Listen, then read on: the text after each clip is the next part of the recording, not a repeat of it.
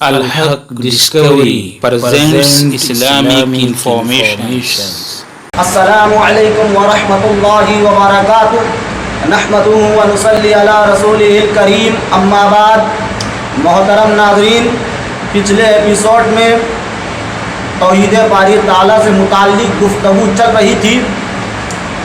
توحید باری تعالیٰ کے بعد بچے کو یہ بھی بتایا جائے کہ جس طرح اللہ تعالیٰ کی ربوبیت، الوہیت اور اسماء و صفات میں کوئی شریک نہیں ہے، اسی طرح امام الاعظم سید ولد آدم تاجدار بقا امام الانبیاء حضرت محمد رسول اللہ صلی اللہ علیہ وسلم کے علاوہ ہر کوئی امام ہدا، رہبر و رہنما اور قابل اطاعت نہیں ہے، کیونکہ اصل اطاعت اللہ اور رسول کی ہے اور دیگر اطاعتیں اس کے تابع ہیں. جیسا کہ اللہ تبارک و تعالیٰ ارشاد فرماتے ہیں، یا ایھا الذین آمنوا اطیعوا اللہ واطیعوا الرسول واولی الامر منکم فإن تنازعتم فی شیء فردوہ الی اللہ والرسول ان کنتم تؤمنون باللہ والیوم الآخر. سورۃ النساء آیت نمبر 59. اے ایمان والو، اطاعت کرو اللہ کی اور اطاعت کرو رسول کی، اور تم میں سے جو اولو الامر ہے ان کی اطاعت کرو. لیکن اگر ان کی اور تمہارے درمیان کوئی مسئلہ پیدا ہو جائے، ان کی اور تمہارے درمیان کوئی اختلاف پیدا ہو جائے، تو اس اختلاف کے حل کے لیے اللہ اور اس کے رسول کی طرف پلٹو. اگر تم صحیح معنوں میں اللہ اور یوم آخرت پر ایمان رکھتے ہو تو. لیکن آج کے دور میں مسلمانوں کی سب سے بڑی بدنصیبی یہ ہے کہ وہ احادیث مصطفیٰ سنتے ہیں اور پھر کہتے ہیں کہ جناب ہمارے مسلک میں تو یہ ہے، ہمارے امام صاحب نے یہ کہا ہے، ہماری کتاب میں یہ لکھا ہے. کیا تمہارا مسلک اور تمہارے امام احادیث مصطفیٰ سے زیادہ بڑے ہیں؟ نہیں، رب کعبہ کی قسم. اگر ساری دنیا انسانیت ان ائمہ کرام اور دیگر محدثین اور ائمہ کرام رحمہم اللہ جیسی نیک پرہیزگار اور متقی بن جائے، تب بھی یہ میرے آقا و مولا حضرت محمد رسول اللہ صلی اللہ علیہ وسلم کے پیروں کی دھول کے برابر بھی نہیں ہے. حدیث رسول صلی اللہ علیہ وسلم آ جانے کے بعد ایک مسلمان جو اپنے آپ کو نبی کائنات کا امتی کہلانے والا، نبی پاک علیہ الصلوۃ والسلام کا کلمہ پڑھنے والا، وہ کیسے حدیث رسول کے مقابلے میں ایک امت کو، ایک امتی کو کھڑا کر سکتا ہے، ایک امتی کو لا سکتا ہے؟ یہ بہت ہی حیران کن بات ہے. اس لیے بچپن ہی سے بچے کے دل و دماغ میں احادیث مصطفیٰ اور آقا مدنی علیہ الصلوۃ والسلام کے تعلق سے بے پناہ اور بے انتہا محبت و الفت ڈال دی جائے کہ وہ بڑا ہو کر شرک کے ذریعے نہ اللہ جل شانہ کی گستاخی کا ارتکاب کر سکے اور نہ امام کائنات علیہ الصلوۃ والسلام کے مقام پر ایک امتی کو لا کر نبی پاک علیہ الصلوۃ والسلام کی گستاخی کا ارتکاب کر سکے. وہ وہی کچھ کرے جسے اللہ اور رسول نے کرنے کا حکم دیا ہے، اور ہر اس چیز سے اپنے آپ کو روکے جسے اللہ اور رسول نے منع کیا ہے. گھر میں بچے جو ہے نماز کی مکمل پابندی کرے، گھر میں دین دارانہ ماحول ہو، قرآن کی تلاوت، فہم قرآن، احادیث مبارکہ کا درس، سیرت النبی صلی اللہ علیہ وسلم، صحابہ اور صحابیات کی سیرت وغیرہ گھر کی زینت ہو. دن کا آغاز کلام اللہ کے ذریعے اور دن کا اختتام بھی کلام اللہ کے ذریعے ہونا چاہیے. گھر میں موجود خواتین بھی مکمل طور پر نماز کی پابندی کرے تاکہ بچے انہیں دیکھ کر نماز کے عادی بن جائے. اسی طرح انہیں آداب وغیرہ سکھلائے جائے، اپنے سے بڑوں کے تئیں عزت اور احترام کا جذبہ پیدا کیا جائے. گھر میں مہذب اور شائستہ زبان استعمال کی جائے، انہیں اٹھنے بیٹھنے، کھانے پینے، سونے جاگنے، رہنے سہنے، یہاں تک کہ استنجا اور طہارت کے اسلامی طور طریقے سکھلائے جائے. ان کے ساتھ نرمی کا انداز اپنایا جائے. رب اجعلنی مقیم الصلاۃ ومن ذریتی ربنا وتقبل دعا. سورہ ابراہیم آیت نمبر 40. اے ہمارے رب، اے میرے رب، مجھے اور میری اولاد کو نماز کا پابند بنا، اور اے ہمارے رب ہماری اس دعا کو قبول فرما.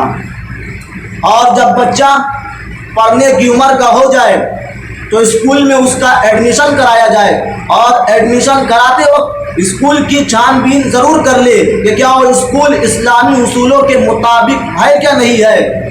اور اس کا سب سے بہترین حل یہ ہے کہ اسے مدارس اسلامیہ میں داخل کرایا جائے جہاں اس کی دنیا بھی سنور جائے گی اور آخرت بھی سنور جائیں گی، یا اسے اسکول میں ایڈمیشن کرایا جائے جہاں عصری علوم کے ساتھ ساتھ مکمل دینی علوم پر توجہ دی جاتی ہو، کیونکہ دونوں ہی تعلیم انسان کے لیے ضروری ہے۔ اور ایک بات یاد رکھیں کہ بچوں کی تعلیم کی ذمہ داری صرف ٹیچر ہی پر نہیں ہے بلکہ آپ پر بھی ہے کہ آپ بچوں کا جائزہ لیتے رہیں کہ ان کی تعلیم کیسی چل رہی ہے۔ 10 سال کی عمر کے بعد بچوں کے بستر الگ کر دیے جائیں، کیونکہ 10 سال کی عمر کے بعد میل اور فیمیل کی جو پرسنل خصوصیات ہیں وہ پیدا ہونا شروع ہو جاتی ہے، اور انہیں نماز کی تاکید کرتے رہیں۔ امام کائنات حضرت محمد رسول اللہ صلی اللہ علیہ وسلم ارشاد فرماتے ہیں کہ اپنی اولاد کو نماز کی تاکید کرو جب وہ 10 سال کی ہو جائے، جب وہ 7 سال کی ہو جائے، اور جب وہ 10 سال کی ہو جائے اور نماز نہ پڑھے تو ان کو مارو۔ اس حدیث کو امام ابو داؤد نے سنن ابی داؤد میں ذکر کیا ہے، حدیث نمبر 495۔ ہمیشہ یہی سوچتا رہے کہ میں اپنے آپ کو اور اپنے اہل و عیال کو کیسے جہنم کی آگ کا ایندھن بننے سے بچا سکوں۔ ان کی ہر حرکت اور ہر چال پر نظر رکھے کہ کہیں وہ راستے سے بھٹک تو نہیں گئے ہیں، ہمیشہ ان کی نگرانی کرتے رہے کہ کہیں وہ غیر شرعی کام تو نہیں کر رہے ہیں۔ اگر وہ غیر شرعی کام کر رہے ہیں تو پیار اور محبت سے انہیں پہلے سمجھائیں، اور پھر نہ مانے تو انہیں مارے۔ ان کی لائف سٹائل اور فرینڈز پر نظر رکھیں، کیونکہ انسان دوستوں سے بہت متاثر ہوتا ہے، اس لیے انہیں نیک لوگوں کی صحبت اختیار کرنے کی تاکید کریں اور برے لوگوں کی صحبت سے بچائیں۔ رب ذوالجلال فرماتے ہیں وَلَا تُطِعْ مَنْ أَغْفَلْنَا قَلْبَهُ عَنْ ذِكْرِنَا وَاتَّبَعَ هَوَاهُ وَكَانَ أَمْرُهُ فُرُطًا، سورۃ الکہف آیت نمبر 28۔ اور کسی ایسے شخص کی بات نہ مانیے جس کے دل کو ہم نے اپنی یاد سے غافل کر دیا ہے، اور جو اپنے خواہش کی پیروی کرتا ہے اور جس کا معاملہ افراط اور تفریط پر مبنی ہے۔ حضرت محمد رسول اللہ صلی اللہ علیہ وسلم ارشاد فرماتے ہیں کہ اچھے اور برے دوست کی مثال مشک بیچنے والے اور بھٹی جوگنے والے کی طرح ہے۔ مشک بیچنے والا یا تو آپ کو گفٹ دے دے گا یا آپ اس سے خرید لے گے، یا کم از کم اس سے آپ کو اچھی خوشبو آئے گی، لیکن بھٹی جوگنے والا یا تو آپ کے کپڑے جلا دے گا یا کم از کم آپ کو اس سے ناگوار بو آئے گی۔ اس حدیث کو امام بخاری نے صحیح بخاری میں ذکر کیا ہے، حدیث نمبر 55۔ خلاصہ کلام یہ ہے کہ گھر ایک یونیورسٹی ہے اور ماں اس یونیورسٹی کی پہلی ٹیچر ہے، اس لیے ماں پر یہ ذمہ داری عائد ہوتی ہے کہ وہ اپنے بچوں کی تعلیم و تربیت اسلامی اصولوں کے مطابق کرے، انہیں قرآن و حدیث اور اسلامی واقعات کا درس دے۔ اور والد ایک ٹیچر کے ساتھ ساتھ ایگزامینر بھی ہے، اس لیے جب والد شام کو گھر پہ آئے تو گھر کی تمام ایکٹیویٹیز چیک کریں کہ آج کس نے نماز پڑھی ہے، آپ کی پڑھائی کہاں چل رہی ہے، اور آج آپ نے کون سی آیت کی تفسیر سمجھی ہے، آج آپ نے کون سی حدیث پڑھی ہے، آج آپ نے سیرت النبی صلی اللہ علیہ وسلم کے کس پہلو کا مطالعہ کیا، وغیرہ وغیرہ۔ دیکھنے میں یہ آتا ہے کہ بعض والدین اپنی کچھ اولاد کو بہت زیادہ چاہنے لگتے ہیں اور کچھ اولاد کو کم چاہتے ہیں، جو کہ سراسر غلط اور ناانصافی ہے۔